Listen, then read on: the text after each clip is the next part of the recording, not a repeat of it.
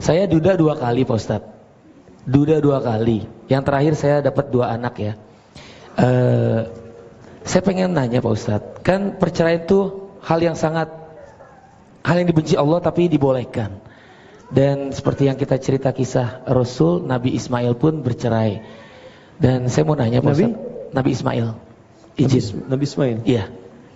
Jadi itu saya mau nanya juga apakah kisah itu benar, dan saya mau nanya apakah perceraian saya ini kan sudah tertulis juga hal yang Allah benci tapi Allah bolehkan.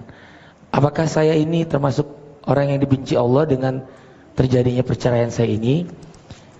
Izin Ustaz, bismillah. Ada sebagian yang tentang persoalan itu saya jawab di pertemuan yang lalu, bahwa pertama begini, apa yang Allah turunkan berupa syariat itu solusi. Dan cara mendapatkan solusi itu mesti masuk ke ranahnya. Dihukum bagi satu orang belum tentu sama bagi yang lainnya. Ya, Nabi SAW pernah memutuskan satu kondisi anak angkatnya, ya, itu bercerai dan ditetapkan pada saat itu dengan satu ayat turun kepada Nabi SAW. Itu perceraian Zainab binti Jahsy dengan anak angkat Nabi, Zaid bin Thabit. Persoalannya ada persoalan rumah tangga, bukan tiba-tiba seketika diminta cerai-cerai, tidak. Persoalan rumah tangga yang sulit diselesaikan itu antar sahabat. Anda bayangkan di antara sahabat saja ada masalah. Di kehidupan rumah Nabi, antara Nabi Nuh dengan istrinya ada masalah. Di masalah rumah tangga itu bukan manusia biasa saja, sahabat bermasalah. Di kehidupan rumah tangga Nabi juga ada persoalan. Tapi kembali kepada rumus, semua persoalan itu didesain ada bukan untuk membuat hidup bermasalah, tapi mencari solusi dari situ. Kalau tidak bertemu solusinya, maka dibuat tahapan oleh Allah. Apa tahapan-tahapan itu? Pertama, Quran surah keempat, ayat ke-34 sampai 35, paling kiri sebelah atas sampai ke pertengahan. Kata Allah, kalau ada masalah di rumah tangga, selesaikan dengan komunikasi dulu. Komunikasi tidak selesai, coba sementara berpisah tempat tidur, saling merenungkan. Nggak selesai juga, berikan pelajaran yang membuat saling mengerti sampai muncul kerinduan. Misal, maaf untuk nafkah tidak diberi dulu. Ya, baik ini lahir ataupun batin yang lain. Pikirkan dulu, ini saya tuh waktu saya berakad, apakah hanya sampai di sini? Atau ada ujian yang harus saya lalui? Setelah itu kalau nggak ketemu berdua, konsultasi kepada orang yang bisa memberikan solusi. Ayat 35-nya. Ya, jika Anda benar-benar punya niat yang baik untuk islah, Allah berikan jalan. Wa in khiftum shiqaqa bainihima fab'athu hakaman min ahli wa hakaman min ahliha in yurida islaha yuwaffiqillahu bainahuma. Jika memang dengan konsultasi ini akan ada nilai kebaikan di antara keduanya, maka Allah akan berikan jalan. Nah, ternyata nggak ketemu juga. Bahkan ada yang belum nampak. Ya, yang prinsip yang nggak bisa disatukan misalnya, sulit. Maka jalan yang terakhir diturunkan syariat talak.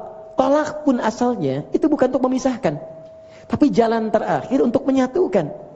Karena itu cerai talak pertama itu disebut ruju'. Ruju' itu dari kata raja, artinya balik lagi.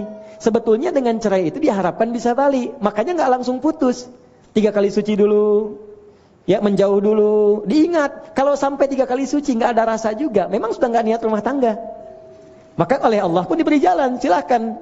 Kalau memang tidak ada niat dari kalian untuk berumah tangga dengan baik, nggak bisa saling mendukung dengan baik, maka carilah solusi. Ya, yang dimaksud Allah benci itu, Allah tidak suka nanti ada terputus silaturahim, terputus yang nggak bagus-bagus, itu yang dimaksudkan. Makanya kalaupun Anda mengambil jalan untuk berpisah misalnya, mendapatkan yang baik, yang lain, cocok di situ, jangan pernah memutus juga silaturahim dengan yang sebelum-sebelumnya. Itu yang dimaksudkan. Ya, makanya ketika Zaid berpisah dengan Zainab, bahkan Zainab menjadi istri Nabi kemudian. Apakah hubungan Zaid dengan Nabi kemudian berakhir? Tidak. Bahkan jadi lebih baik. Bahkan jadi penulis wahyu dan sebagainya. Nah, jadi itu yang ingin diajarkan. Jadi hikmah dari perceraian sesungguhnya bukan ingin menyatukan, tapi membangun jembatan silaturahmi lebih baik.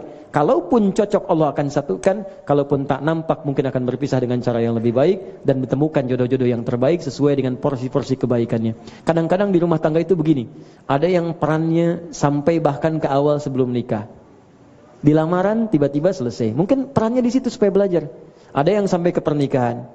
Ada yang orang sebut gagal, padahal bukan gagal. Mungkin Allah ingin arahkan kepada yang lebih baik, supaya dia mendapatkan hikmah untuk didapatkan di kemudian hari dengan yang lebih baik lagi.